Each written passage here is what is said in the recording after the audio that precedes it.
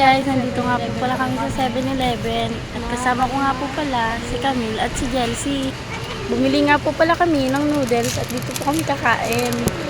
At ngayon guys, ay nilalagyan na ni Camille ng seasoning yung noodles.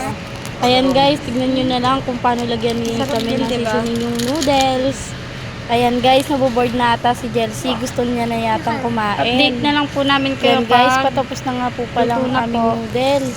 Ayan guys, nagpapansin na nga po pala ako yan. Mamaya nga po pala guys, si Camille na magbo-voice off. A few moments later. Ayan guys, nakaupo na nga po pala kami. At habang hinihintay namin maluto yung noodles, nagpapansin muna kami sa camera. Ayan guys, kinakawain nga po pala kayo ni Jelsie. Ayan guys, tinatakip-takip ko nga po pala yung noodles. Ayan guys, tatanungin ko na nga po pala si Jelsie kung gusto niya kumain. Jelsie, gusto mo na kumain? Voice over ko pa to. gutom na ako. Ayan nga po pala guys, binibidyohan na ako ni Jendy dyan and hinarap niya sa kanya yung camera.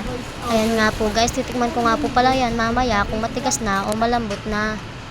Ayan guys, paluto na nga po pala to and hindi nyo na po kami maaabotang kumain. Habang nagsiselfon nga po si Jelsie, nagkukwentuhan kami dyan ni Jenly. Yun lang po, bye-bye!